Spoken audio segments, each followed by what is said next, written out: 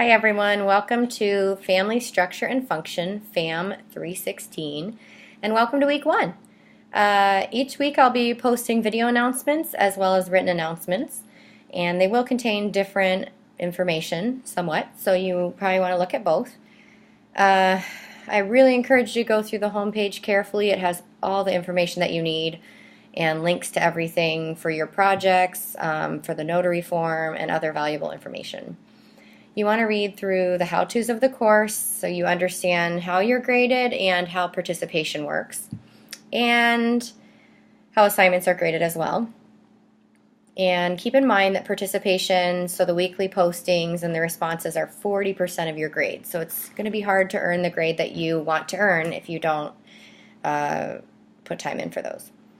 We have a couple objectives this week that we're going to be basing this week's learning on. One is to identify the influences of the family on society and individuals.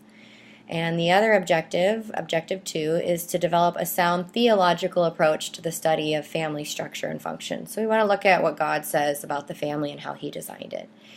So this week's topics are, first, an introduction to the course, family theology, and building fantastic families. You're going to read the family chapter 1, and then you're also going to read the preface and introduction to Fantastic Families, and you're going to read through the book report instructions on Fantastic Families. Please also note the materials needed for success. Those have extra information that you can quote in your posts as well, but please make sure that you are quoting information from the text so I can see that you've done your homework and that you're learning and growing with the concepts and you're not just putting opinions in there. You're going to answer discussion question 1 by Wednesday at 11:59 p.m. and discussion question 2 by Saturday at 11:59 p.m.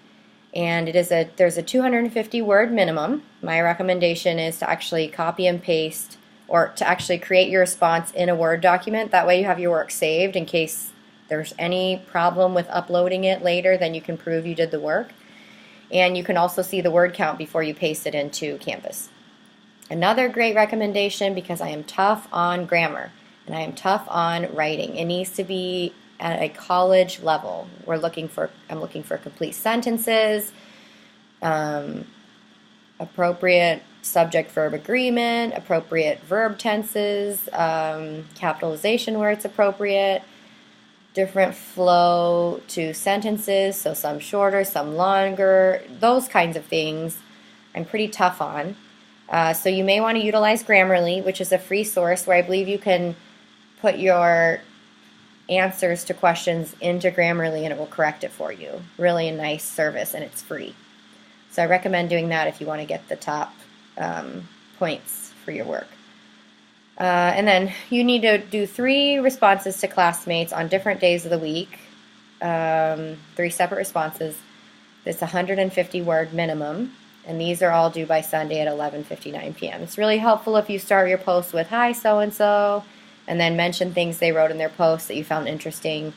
Offer other questions for them to think about, ideas that you have, other things you learned that you thought were interesting, and then to sign your name, because I'm keeping track of your posts, and that helps me.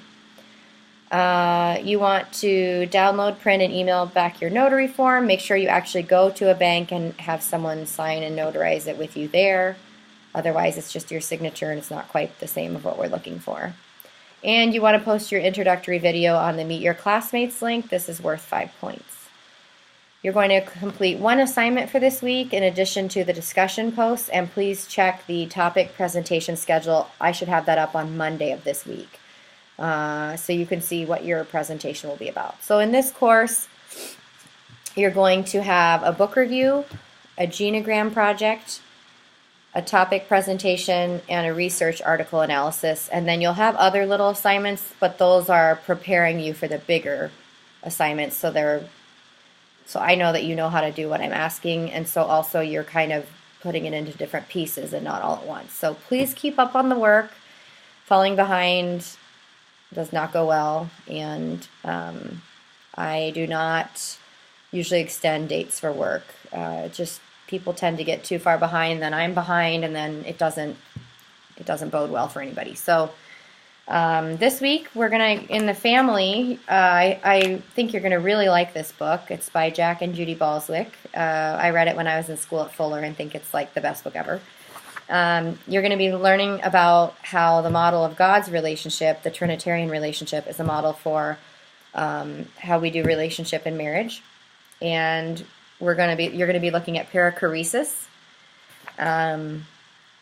And that basically means that all three persons in the Trinity are interconnected, so they're one, but they also are able to ebb and flow and keep their distinct personality. So when we're looking at a marriage, the husband and wife are going to be still retain their own uniqueness and their roles within the relationship, but they have this interconnectedness where they become one. So it's kind of, it means, I believe in the Greek, I believe it means like a dance. So it's kind of like this dance where you get to stay who you are, but you also get to be part of a new unit that's in harmony with each other. So that's a biblical foundation for marriage. You're going to be looking at how God does relationship. We're going to be looking at the degree of commitment, the degree of grace, the degree of empowering, the degree of intimacy, and how the closer in we get with all four of those, we have more of a mature covenant in marriage versus the initial covenant. And we're going to look at what covenant means, who it's dependent on, and different types of covenant, unilateral, bilateral, conditional, and unconditional, and what those mean. We're going to talk about how empowerment is important in families. And we're going to talk about how intimacy is important to family members and how to move from hurting to healing behaviors in a family. So this is a pretty short, I think it's a pretty short little chapter, but really powerful. So really dig into it and see where it applies to your life. All right, we're off to a great start.